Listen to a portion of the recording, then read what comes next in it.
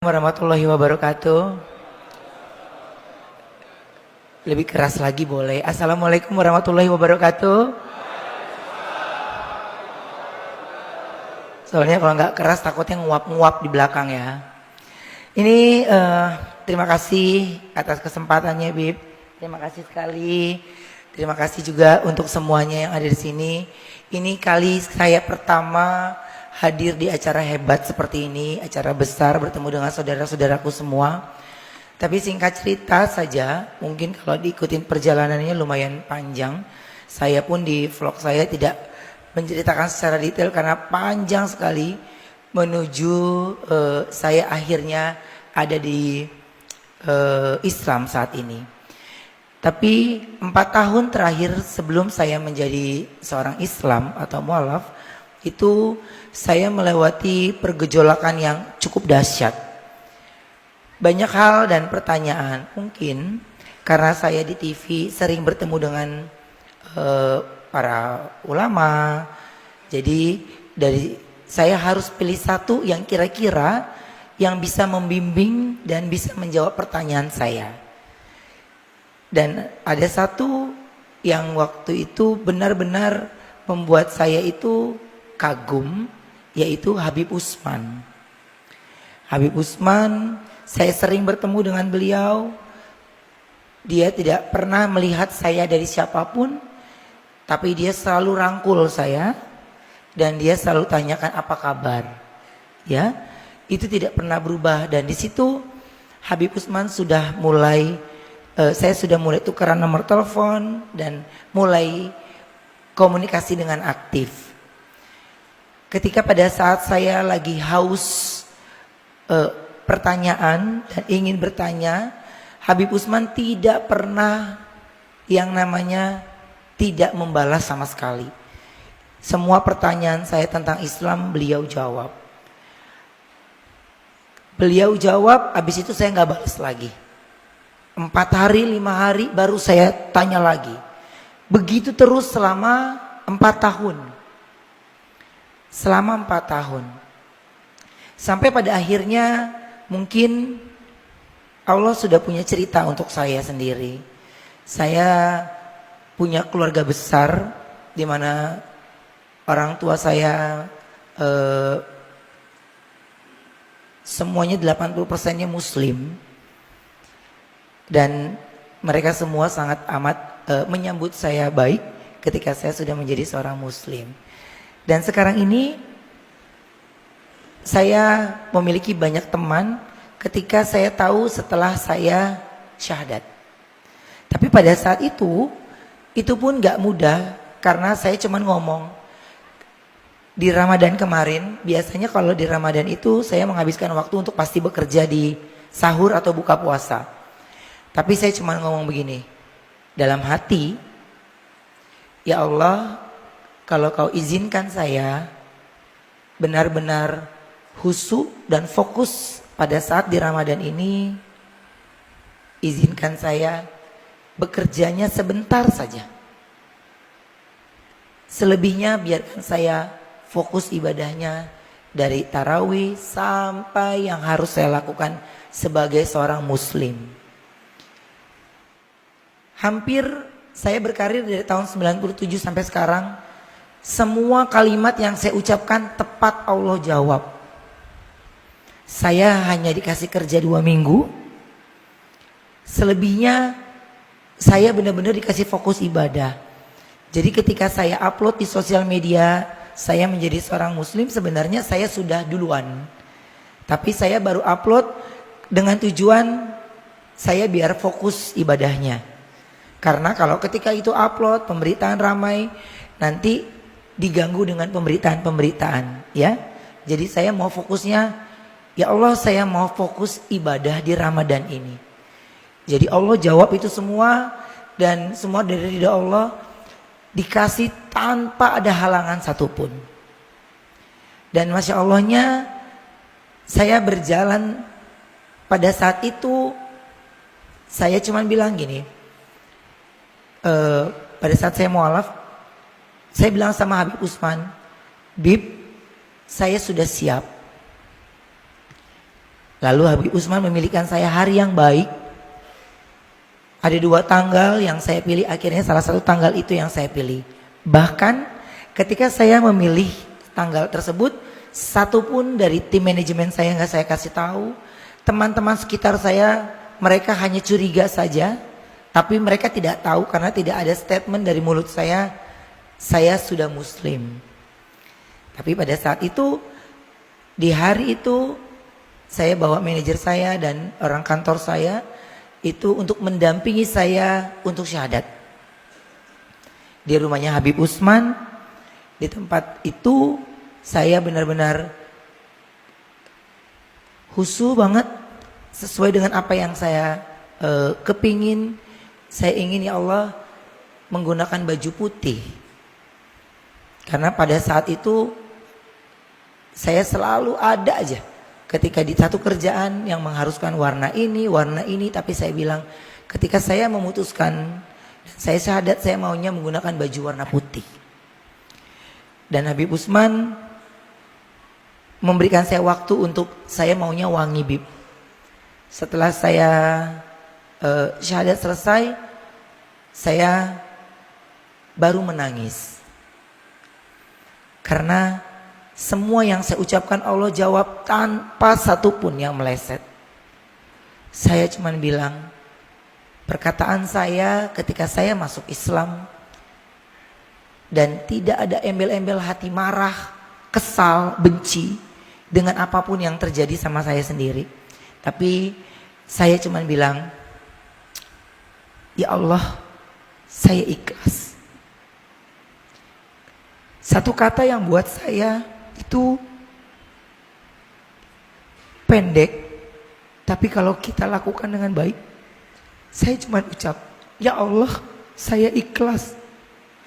Gak ada lagi hati saya marah, kesal, atau tidak percaya diri. Semuanya Allah mudahkan.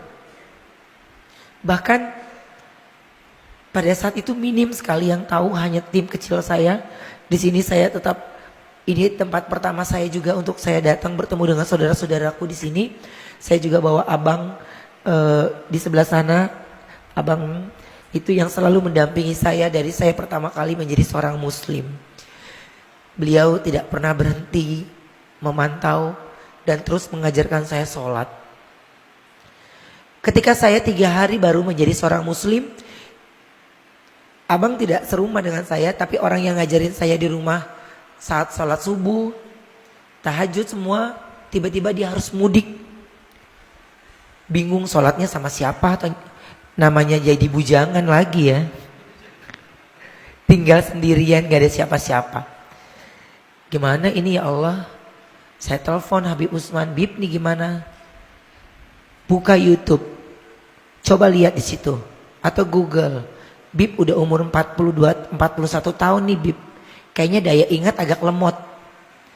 Bisa, pasti bisa. Karena pada saat saya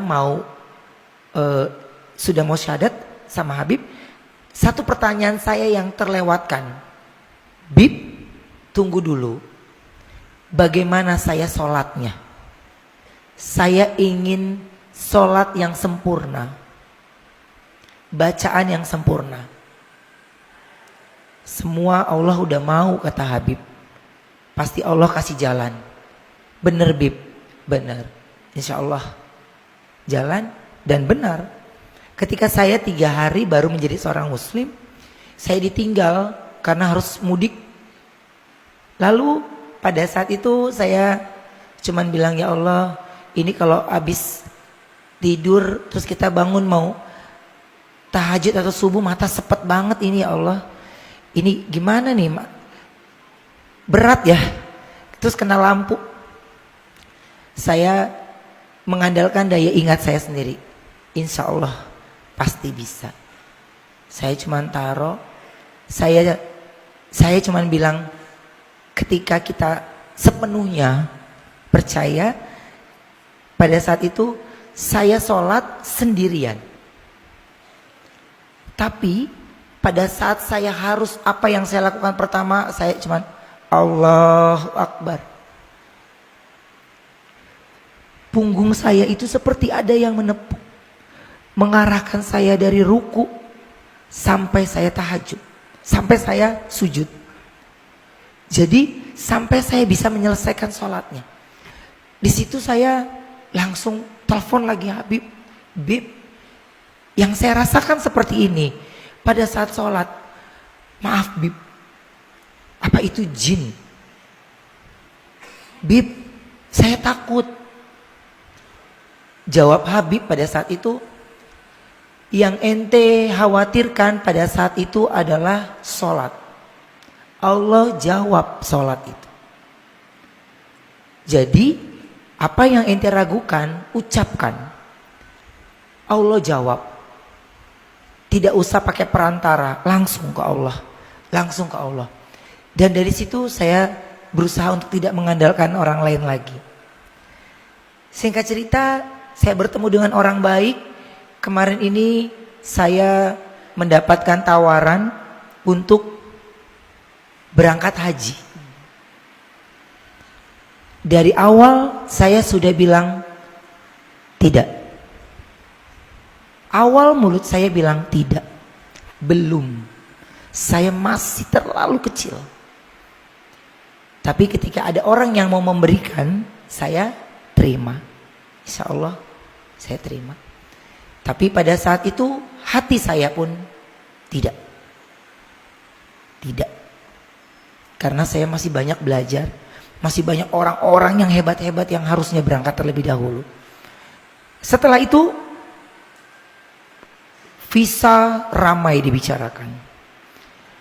Apapun pemberitaannya tentang visa, pasti mukanya Ruben Onsu yang paling gede. Kayaknya yang gagal di dunia ini cuma saya doang. Ya Allah, ini gimana? Sampai kita takut sendiri ngeliat berita. Buka TikTok muka kita takut lagi. Buka YouTube, ya Allah, kita lagi takut lagi kita. Kita nggak berani sama sekali. Sampai gini, ada teman kita tuh yang tinggi gede tuh si Ipan Gunawan nih. Dia udah berangkat duluan, dia ngeledekin kita aja di sono deh. Udah kita bilang, lu sholat yang bener deh, biar dapat jodoh. Gue mah udah pernah. Ya, bener nggak? Gue udah pernah. Lu berangkat deh, lu sholat, lu doa yang bener, kata gitu. Iya, oke. Dia setiap di mana manas-manasin saya mulu, manas-manasin saya. Tar lo lihat, gue kejar ibadah lo ya. Tar lo lihat ya. Terus dia berangkat.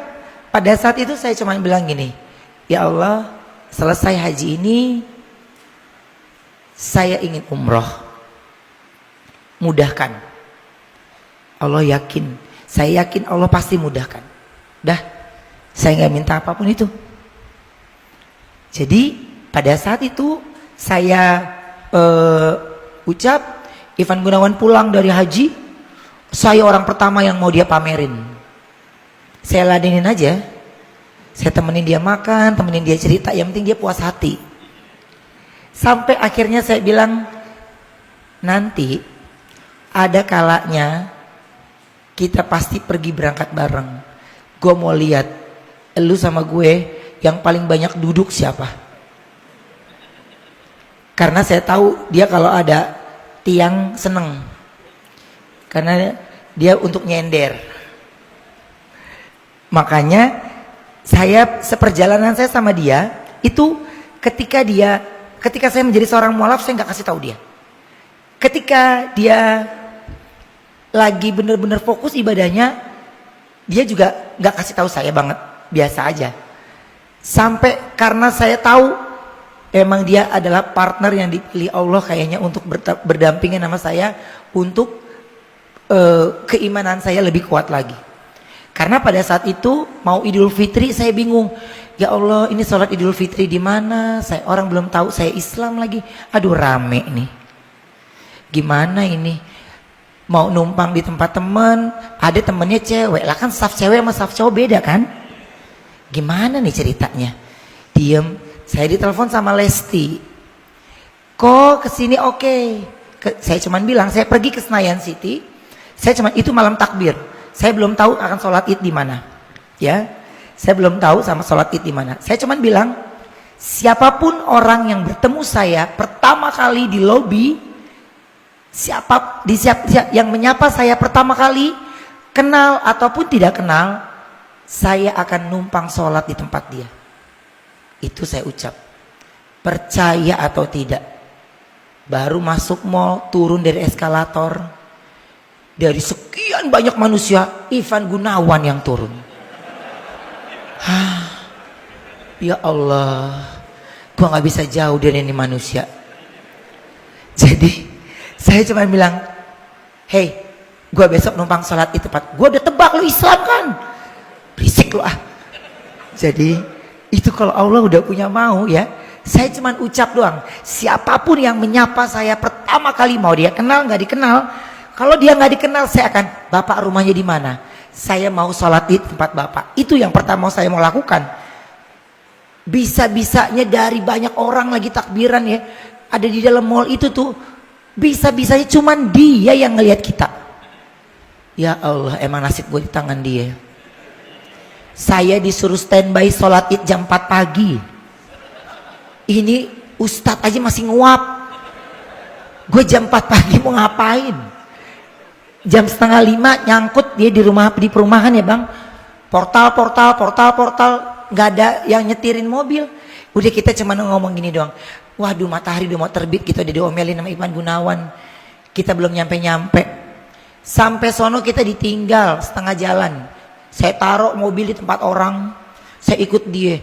Sampai sana jam 5 ya, jam 5 lewat ya. Masih sepi, kaca masih pada dingin sama AC. Lah ini sholatnya gimana sih, masih sepi. Kok kita duluan, kata dia. Gue mau duluan datang supaya di paling depan. Ini tiangnya paling oke. Hah? Kurang ajar ya. Saya cuman begini, ya Allah, karena cuman dia doang lagi yang nampung kita sholat id ya. Ya sabar, udah sabar.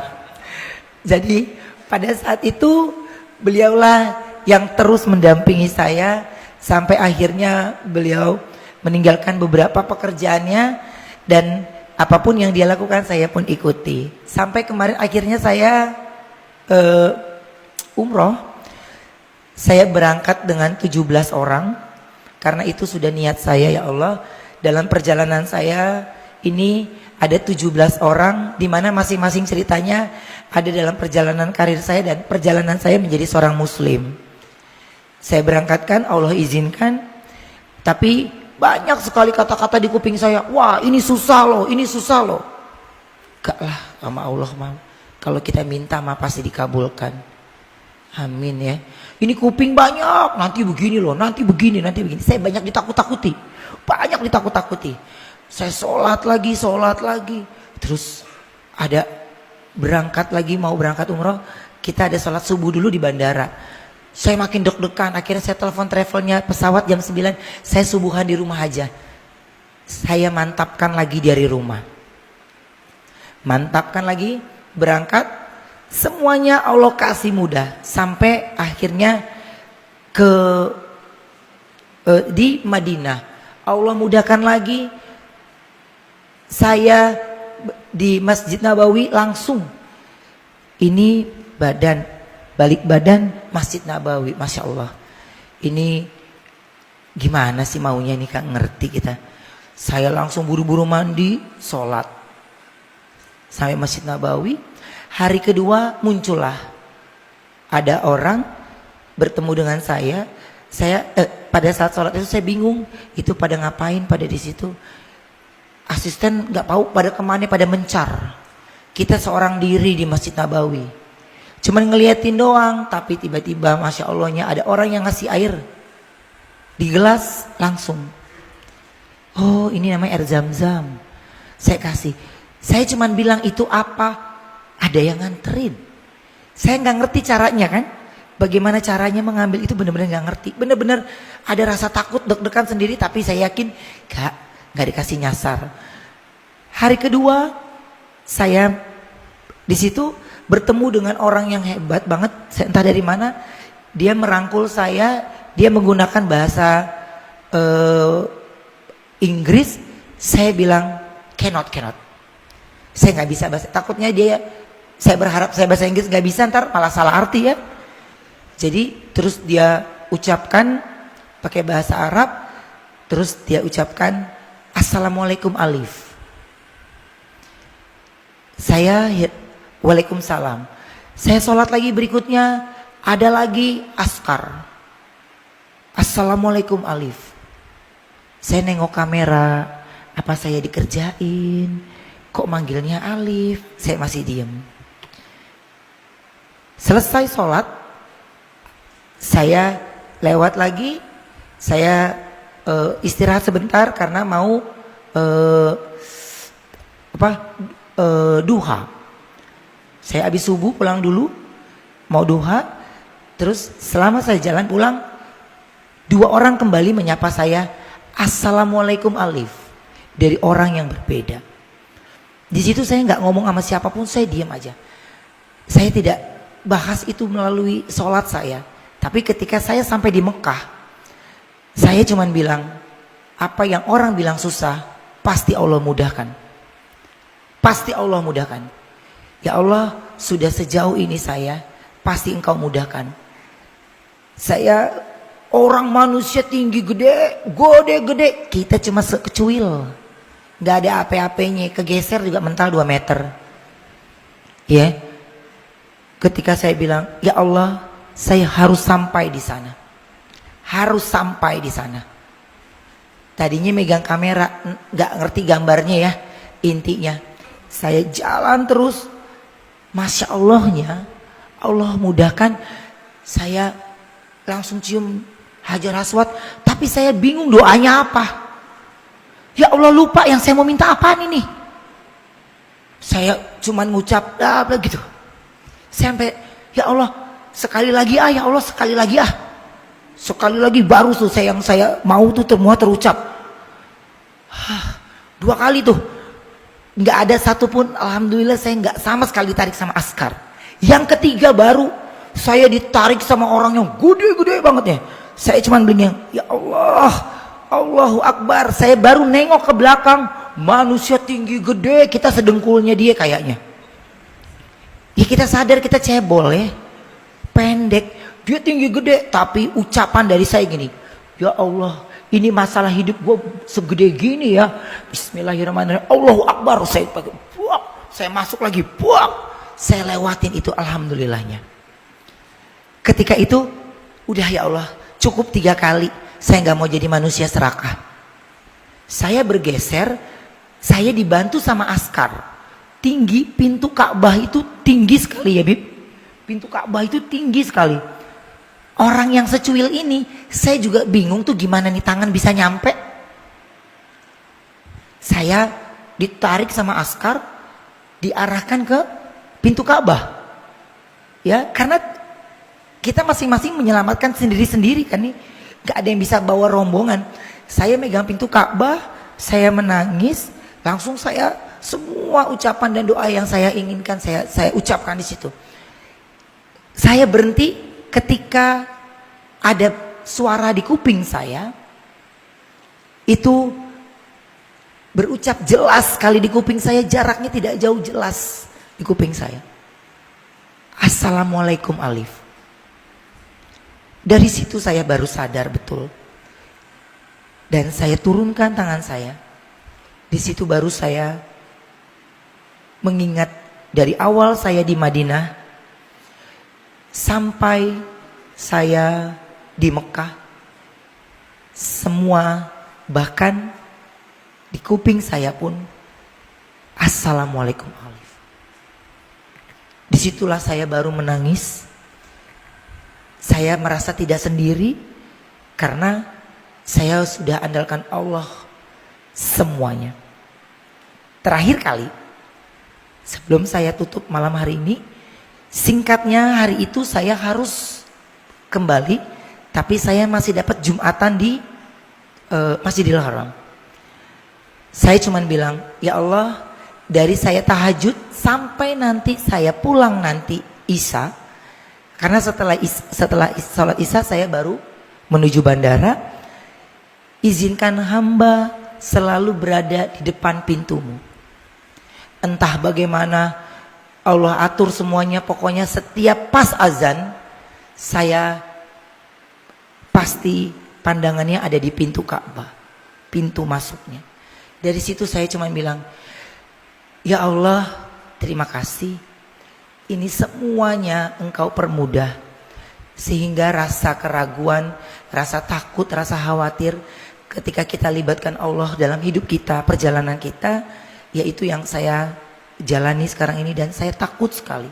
Saya cuma bilang, ya Allah, saya pasti sedih sekali kalau seandainya saya harus terlewatkan sholat. Ya Allah, kenapa saya kalau setiap sholat tahajud, seandainya tahajud terlewatkan, kenapa saya sedihnya tuh bisa sampai kayak sedihnya sampai sedih banget. Jadi jangan kasih saya sedih lagi, besok saya nggak akan ulangi lagi. Dan dari situ perjalanan saya, alhamdulillah sampai saya berdiri di saat ini, Allah kasih saya kejutan lagi bertemu dengan saudara-saudara saya di depan saat ini, di atas ataupun di bawah, dengan begitu luar biasa. Habib, sekali lagi terima kasih banyak atas kesempatannya, dan benar-benar belum lama bertemu dengan Habib, tapi rindunya benar-benar rindu begitu luar biasa. Ini sedikit perjalanan saya. Mudah-mudahan apa yang menjadi keinginan kita semua ketika kita langsung husu dan berdoa tanpa perantara, tidak usah ikut campur tangan orang lain lagi, serahkan sama Allah, Allah yang akan atur kita semua. Amin. Assalamualaikum warahmatullahi wabarakatuh.